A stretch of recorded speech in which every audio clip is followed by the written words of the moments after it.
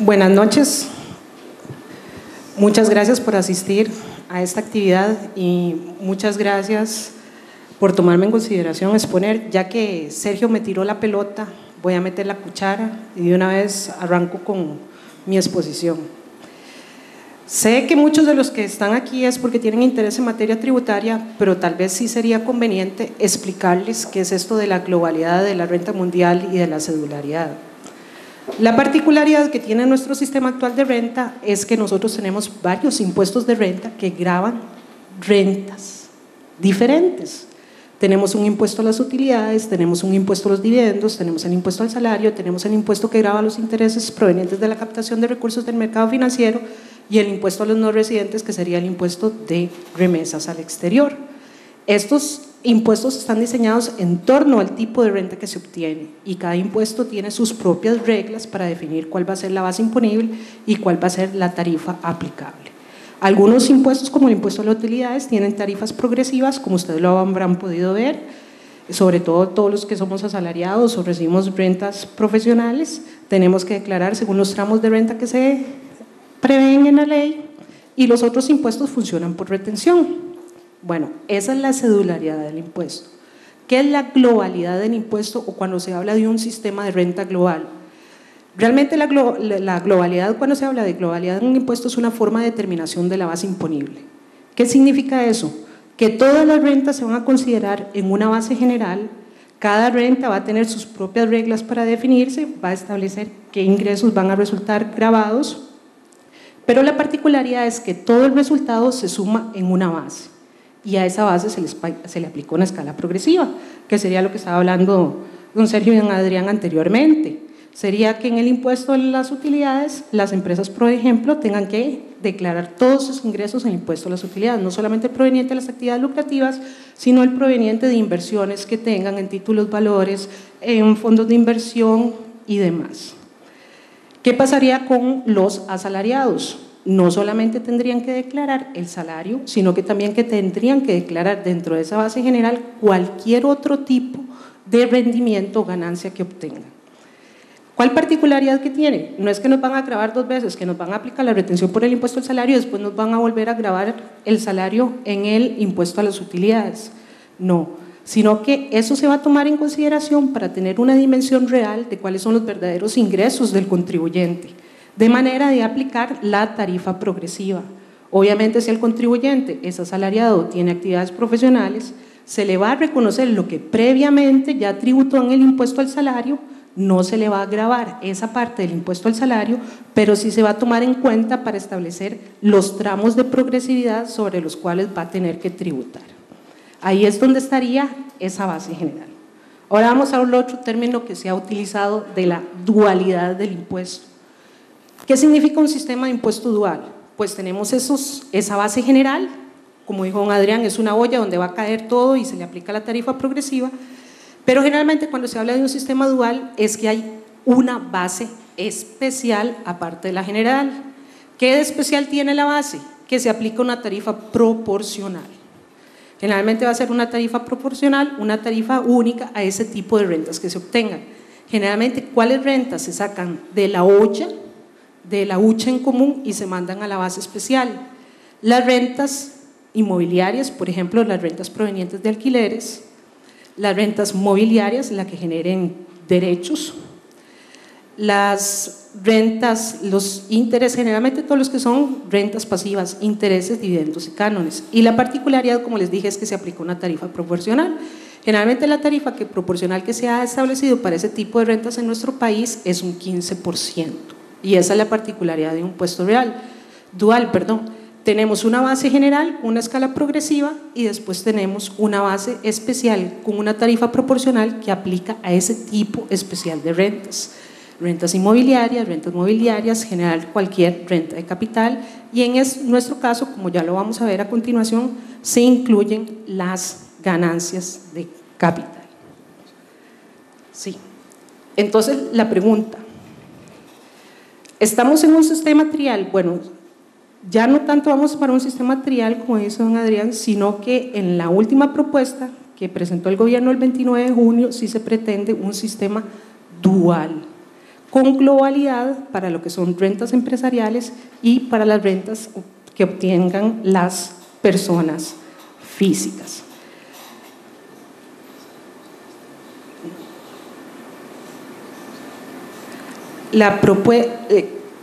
Esta propuesta está a medio camino, como se dice en el proyecto, en la exposición de motivos, de un sistema de renta mundial. ¿Cuál es la diferencia con el sistema de renta mundial? Que la renta mundial se graban todas las rentas que obtenga un contribuyente residente fiscalmente en Costa Rica, independientemente del lugar que las genere. En el proyecto no se propone gravar todas las rentas que se generen en el país o fuera del país, sino que se habla de un principio de territorialidad reforzada. ¿En qué consiste ese principio de territorialidad reforzada? Que evidentemente si se van a gravar todas aquellas ingresos, ganancias, servicios que se presten dentro del país, pero para el caso de las rentas de costarricenses que estén en el exterior y se traigan al país, sí se va a prever un tipo de gravamen para esas rentas. Bueno, no vamos a un sistema de renta mundial, estamos lejos de un sistema de renta mundial, pero lo que sí propone la reforma es una globalidad particular y un sistema dual con base especial para las rentas de capital, sobre todo. Y con esto me da pie para entrar a uno de los temas más importantes de la reforma, que es el gravamen de las ganancias de capital. Actualmente, ¿qué pasa con las ganancias de capital? Las ganancias de capital solamente se gravan en dos supuestos en nuestra legislación. Cuando proviene de la venta de bienes tangibles depreciables sujetos a la actividad del negocio, es decir, cuando yo tengo una maquinaria que la tengo registrada como un activo fijo, esa maquinaria la vengo depreciando y posteriormente llego y la vendo. Si en la venta obtengo una ganancia de capital, esa ganancia de capital la tengo que mandar a resultados, ya sea como un ingreso. También si obtengo esa pérdida, es una pérdida en la venta de la maquinaria, esa pérdida va a afectar mis resultados. El otro supuesto en que se graban las ganancias de capital actualmente en nuestra legislación es cuando esas ganancias de capital se realicen de forma habitual. Y el término de habitualidad ha generado gran polémica con la administración tributaria. ¿Por qué? Porque si bien nosotros lo tenemos definido en el artículo 6, inciso D, de la ley de renta, donde se empiezan a hablar de las exclusiones de la renta bruta y donde dice que las ganancias de capital no son gravables salvo que se efectúen de forma habitual, la definición decía que por habitualidad tenemos que entender aquella actividad que el contribuyente realice de forma pública, notoria, frecuente y que realice como actividad principal y después le ha agregado la administración tributaria como actividad secundaria. ¿Qué pasó con esa definición? Que era la que se venía avanzando todos los aplicadores del derecho, que en su momento la Sala Constitucional declaró inconstitucional ese párrafo que establecía la definición de habitualidad, porque ese párrafo fue introducida por una norma de presupuesto. Estábamos ante un caso típico de normas típicas presupuestarias, donde por materia presupuestaria se trató de introducir una reforma tributaria, lo cual está prohibido por el principio de reserva de ley. Entonces, al declararse inconstitucional ese párrafo, no por la definición en sí misma, sino por el procedimiento que se siguió para introducirla, la administración dijo, bueno, ante la inconstitucionalidad nosotros vamos a entrar a definir lo que es habitualidad. Y la administración sacó un comentario donde dio una serie de supuestos, basado también en jurisprudencia del Tribunal Fiscal Administrativo, donde decía que la habitualidad se iba a definir no solo por la naturaleza de la transacción que se estuviera realizando, sino por el tipo de sujeto que realice la transacción, por la frecuencia que se realiza y el tipo de bien que se enaje. Para ponerles varios ejemplos. Bueno, tipo de sujeto, ¿qué se refiere a eso? De la administración, lo primero que se va a fijar para ver si hay habitualidad o no, y actualmente lo realiza, es en la actividad lucrativa con que está inscrita el sujeto, el contribuyente. Por eso es muy importante a la hora de que ustedes se van a inscribir, escoger la actividad bajo la cual se van a inscribir. Porque si ustedes dicen que son una holding, una sociedad tenedora de acciones, si ustedes dicen que lo que van a percibir son rentas inmobiliarias, en el caso que ustedes realicen cualquier enajenación de acciones o de bienes inmuebles, por el solo hecho de la actividad ya va a suponer la administración tributaria que están realizando una ganancia de capital habitual. ¿Por qué? Porque esa es la actividad que ustedes están declarando en ese momento ante los ojos de la administración tributaria, y ahí entramos a una cuestión de prueba de demostrar con qué frecuencia yo realizo o no la transacción. La naturaleza de la operación o el tipo de bien que se enajena. ¿Qué ha dicho la administración tributaria? Que hay que conocer bien la jurisprudencia para saber dónde estamos, porque en este aspecto ha habido mucha ambigüedad. Por ejemplo, la administración tributaria ha dicho que cuando yo transo unas acciones, si esas acciones cotizan en bolsa, yo tengo un afán especulativo con esas acciones. Entonces, eventualmente, cuando yo venda esas acciones, voy a generar una ganancia de capital que, aunque sea una única vez que yo transe esas acciones, esa ganancia de capital va a terminar grabada porque la van a considerar habitual. En cambio, si yo soy una persona que posee acciones de una sociedad y llego y vendo una sociedad de X a un tercero que me ofreció comprarlas, en ese caso, como esas acciones son acciones comunes y corrientes y no cotizan en bolsa, ahí no se genera una ganancia de capital gravable. La frecuencia, eso es uno de los temas que más dolores de cabeza genera. ¿Qué es frecuente? Si yo vendí un bien en un periodo fiscal y 3 periodos después vuelvo a vender un bien, ya estoy generando habitualidad. Si yo tengo diversas propiedades y en el mismo acto vendo todas las propiedades que yo tengo por ser diferentes transacciones, porque estoy haciendo traspaso de 5 o más propiedades, ya se genera habitualidad. Todas esas interrogantes se presentan ahora actualmente con la administración tributaria, pleito de aparte de cómo determinar la ganancia capital en sí, que ya lo vamos a ver más adelante.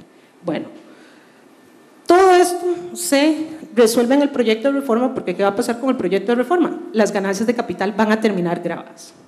Van a terminar grabadas o por el impuesto a las utilidades o van a terminar grabadas por el impuesto a las rentas de capital, ganancias y pérdidas de capital. ¿Dónde va a estar la distinción? En si los bienes que yo estoy enajenando están sujetos o no a la actividad del negocio. Y ese va a ser el elemento clave, que los bienes estén sujetos a la actividad lucrativa. Y es la propia administración tributaria, bueno, en la versión del 29 de junio del 2008, porque a cada rato están sacando versiones nuevas y es a veces un poquillo complicado seguir el hilo, es la propia administración la que propone, ese propio proyecto de ley, perdón, el que propone cuándo va a existir bienes afectos a la actividad lucrativa. Pero empecemos por el artículo 1. Dice, tendrán consideración de actividades lucrativas debiendo tributar conforme a la disposición del impuesto a las utilidades la totalidad de los ingresos, así como la obtención de toda renta de capital, ganancias o pérdidas de capital, estas últimas realizadas, obtenidas por las personas físicas o jurídicas que desarrollan actividades lucrativas en el país, siempre y cuando provengan de bienes o derechos cuya titularidad corresponde al contribuyente y se encuentren afectos a la actividad lucrativa. Entonces, ¿cuáles van a ser los elementos patrimoniales afectos a la actividad lucrativa? Pues aquellos que sean necesarios para la obtención de rendimientos. Todos los activos fijos que ustedes tengan registrados en la empresa, obviamente activos fijos que estén involucrados en la generación de rentas gravables con el impuesto a las utilidades, generalmente activos fijos que ustedes van a estar depreciando. Deberíamos de incluir en este caso todos los activos intangibles también que se utilicen para la generación de renta gravable en la empresa. Planteando este proyecto, la interrogante que va a pasar con los intangibles, porque en la versión anterior de textos sustitutivos sí se permitía amortizar los intangibles, en este proyecto se volaron la amortización de intangibles y la dejaron por fuera. Vamos a ver si se acuerdan y la pueden introducir. Y en el caso en que yo tenga elementos patrimoniales donde los utilice tanto para generar rentas gravables con el impuesto a las utilidades como para actividades personales que no van a generar ningún tipo de ingresos, yo tengo que establecer la proporción de ese bien que yo estoy utilizando. Ejemplo típico, los profesionales que tienen en su casa de habitación la oficina. No pueden afectar toda la casa de habitación como si fuera un fin bien productivo, pero sí tienen que determinar, digamos, qué proporción de la casa pueden tratar a efectos de la oficina propiamente tal de la generación de rentas gravables. Importante, que no se van a considerar elementos patrimoniales a efectos a la actividad lucrativa. Los que estén destinados al uso particular del contribuyente en actividades de esparcimiento y recreo, aquellos que no figuren en la contabilidad o libros o registros oficiales de la actividad, y esto es muy frecuente. Muchas veces uno cuando revisa las empresas nota que el contribuyente tiene bienes productivos que los está explotando, que están generando ingresos, pero no los tiene registrados contablemente y desaprovecha el escudo fiscal que le da la depreciación. Y aquí viene también lo que nos hablaba anteriormente el doctor Torrealba. La ley pasa por establecer que las participaciones que uno tenga en fondos propios, es decir, en acciones o en cesión de capitales a terceros, como serían los intereses que generan los títulos valores, no se van a presumir que estén afectos a la actividad lucrativa, salvo que el contribuyente demuestre que sí lo son. ¿Y por qué hay una diferencia de tratamiento? Todo va a depender de la cantidad de gastos relacionados a esas actividades que usted se va a permitir deducir. También la ley dice que no se consideran elementos patrimoniales afectos a la actividad lucrativa los que se utilicen simultáneamente en la actividad y en necesidades privadas, salvo el contribuyente demuestre los días u horas inhábiles en los que se interrumpa el ejercicio de la actividad. Prácticamente hay que llevar una bitácora respecto al uso que haga usted de los bienes. Típico ejemplo, bueno, que la administración lo ha resolvido como Salomón, de los vehículos, cuando el contribuyente tiene su vehículo, tanto para la generación de rentas gravables como para uso discrecional, ¿verdad? Que de ahí no solamente está trabajando las 24 horas del día, sino que también utiliza el vehículo para hacer cuestiones privadas, para salir con la familia, utilizarlo los fines de semana. Y en ese caso habría que establecer qué proporción yo lo utilizo, el vehículo, en la generación de rentas gravables y cuál proporción sería de uso privado. Bueno, ahí vienen unas reglas de afectación y desafectación de elementos patrimoniales que cuando ustedes reciban las filminales van a tener a su disposición, pero no me detengo mucho sobre estos elementos porque ahorita me jalan el mecate porque me estoy extendiendo sobre el tema. ¿Qué pasa con el diferencial cambiario? Bueno, el diferencial cambiario ha sido otro dolor de cabeza con la administración tributaria. ¿Por qué? Porque la regulación del diferencial cambiario no está clara en la ley de renta. Es más, la regulación de diferencial cambiario no está a nivel de ley de renta, está en una norma reglamentaria, pero la administración tributaria se ha valido en una interpretación del artículo 81 para venir grabando el diferencial cambiario. Bueno, con la reforma se resuelve la polémica porque el diferencial cambiario va a estar expresamente incluido dentro de la renta bruta. Todos los contribuyentes que tributen bajo el título de impuesto a las utilidades, cuando efectúen operaciones en moneda extranjera, van a tener la obligación de convertir esas operaciones a moneda nacional, siempre y cuando esas operaciones incidan en la determinación de la renta gravable. ¿Qué tipo de cambio se va a utilizar? El establecido por el Banco Costa Rica. Sigue la administración tributaria sin definir qué tipo de cambio se debe utilizar para los activos, para los pasivos y todo el tema de la moneda funcional, porque sigue remitiendo al tipo de cambio del Banco Central. Sería una buena oportunidad para tratar de definir en esos términos para que el contribuyente deje de hacerse bolas y tiene que utilizar el tipo de cambio de compra, el tipo de cambio de venta, porque nosotros tenemos la particularidad de que tenemos dos tipos de cambio y no un único tipo de cambio. Y el problema es que al no estar definidas y claras las reglas del diferencial cambiario a nivel de norma o a nivel de reglamento, generalmente el contribuyente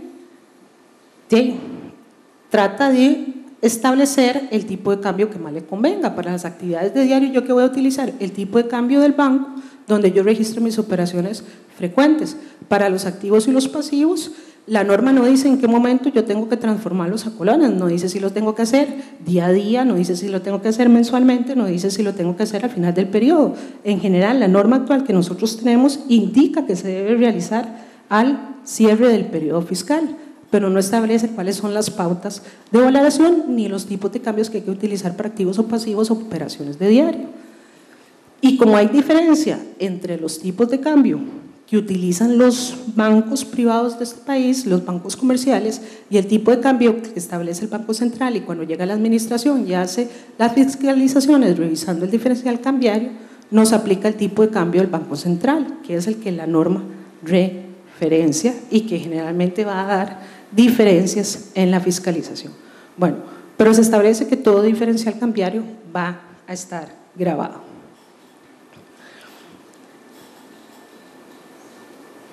¿Estamos claros cuáles van a ser las ganancias que tributan por el impuesto a las utilidades? Las que provengan de todos los bienes afectos a la actividad del negocio. Y así lo establece la norma, la reforma, la última versión del proyecto, cuando empieza a hablar de las exclusiones de la renta bruta. Dice que las ganancias de capital que no sean las gravadas con el impuesto a las utilidades, es decir, las que no provengan de bienes afectos a la actividad lucrativa, esas van a quedar excluidas de la renta bruta del impuesto a las utilidades, porque van a terminar tributando por el ahora capítulo 9, que es donde se regulan las rentas de capital, ganancias y pérdidas de capital, que anteriormente en el texto sustitutivo venía en el título tercero. Y la norma vuelve a retomar el término de habitualidad. Dice que las ganancias del capítulo 9 van a tributar por el capítulo 9, salvo que éstas se realicen en forma habitual y estén sujetas a la actividad lucrativa de la empresa. Vuelve a retomar la parte de las acciones y los títulos valores. Estarán exentas las ganancias de capital obtenidas por sociedades mercantiles en virtud de la enajenación de acciones y otros títulos de participación en fondos de inversión de cualquier tipo de la entidad de efectos a su propia actividad lucrativa, en la parte correspondiente a las actividades, a las utilidades no distribuidas. Y retoma una definición de habitualidad, pero nos dice que habitualidad de entenderse la actividad a la que se dedica una persona o empresa con ánimo mercantil. Díganme ustedes, ¿qué actos de comercio no se realizan con ánimo mercantil? Esa es la definición de los actos de comercio, que se realizan con ánimo mercantil y que se ejecuta. Aparte agrega que esas actividades se tienen que ejecutar en forma pública y frecuente. Importante, y no sé si estoy sobre el tiempo porque aquí no me han dicho nada, pero si no, a mí si me dan cuerda sigo hablando. En el proyecto actual, en la última versión, en la 29 de junio, se eliminó la modificación que se había hecho al artículo 8, inciso F del texto sustitutivo. En el texto sustitutivo anterior a este último, expresamente se prevía la posibilidad del contribuyente de amortizar los intangibles y de reevaluar los activos. ¿Por qué este tema es importante? Porque es importantísimo a la hora de determinar cuál va a ser la ganancia de capital afecta al impuesto a las utilidades. Entonces, en el anterior proyecto sí estaba previsto la amortización de los intangibles, en ese párrafo en específico, cuando hablaba de las depreciaciones y amortizaciones para compensar el desgaste, el deterioro, obsolescencia económica, funcional o tecnológica de bienes o derechos productores de rentas gravadas. Y aquí nos habla de que están gravadas todas las ganancias de capital producidas por la enajenación de bienes sujetos a la actividad del negocio, y obviamente esos activos se iba a permitir reevaluarlos conforme al índice de precios de consumidor establecido en el Instituto Nacional de Estadísticas y Censos. Esa norma se eliminó en la última versión. A mí sí me parece importante que se retome en la última versión la norma del texto sustitutivo en cuanto a la modificación del 8, inciso F. Dos observaciones puntuales a este tema que plantea Lorna.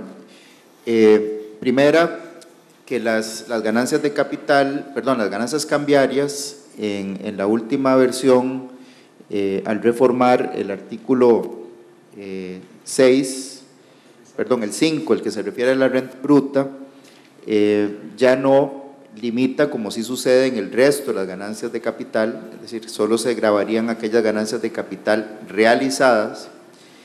De acuerdo con esta reforma al artículo 5, que es el que define la renta bruta, se establece una excepción para el caso de las ganancias cambiarias y se dice que aún aquellas que no están realizadas, es decir, aquellas que resultan de la conversión al tipo de cambio de la fecha de cierre del periodo fiscal, utilizando esa fecha independientemente de que se esté cobrando una cuenta por cobrar o que se esté pagando una cuenta por pagar, se generaría una ganancia cambiaria no realizada y que, de acuerdo con la última propuesta, estas estarían gravadas.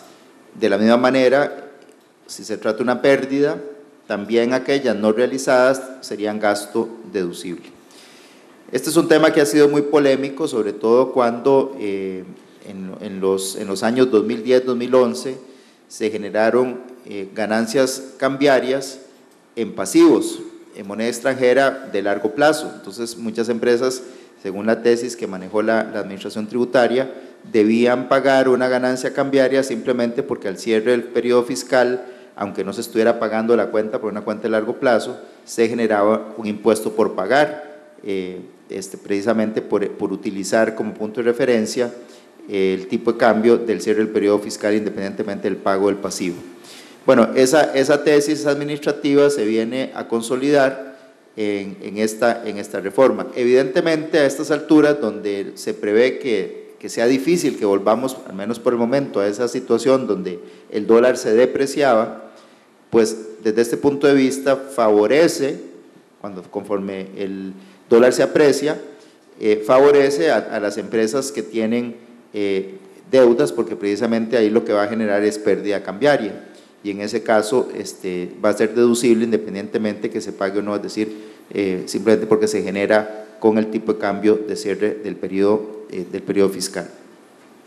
Y la otra, subrayar y apoyar lo que dice Lorna, de que hay una inconsistencia técnica, de equidad, de capacidad económica, de todo lo que a ustedes se les puede ocurrir, en el hecho de gravar todo tipo de ganancia de capital, pero no permitir la amortización de intangibles. Es decir, y permitir también, digamos, que exista algún nivel de revaluación de los activos para efectos de calcular la cuota de depreciación y posteriormente la ganancia de capital que se vaya a gravar. Me parece que es absurdo romper ese equilibrio fundamental, ¿verdad? Si se va a gravar la ganancia de capital de intangible, pues hay que permitir la amortización de ese intangible cuando se adquiere. Es una cosa de equidad demasiado elemental.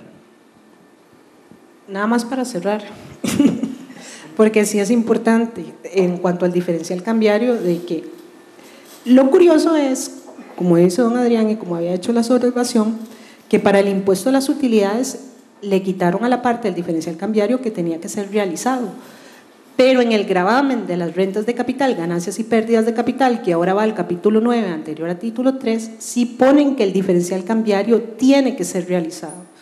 Y en el gravamen de las rentas de capital y ganancias de capital del capítulo 9 sí permite la reevaluación de activos conforme al índice de precios al consumidor. Entonces también hay una inconsistencia, que en la parte especial, en la base especial sí lo permita y en la parte general no. ¿Por qué? Porque simplemente a la hora que propusieron el nuevo proyecto eliminaron la reforma que se le estaba haciendo al 8, inciso F. Bueno, muchas gracias.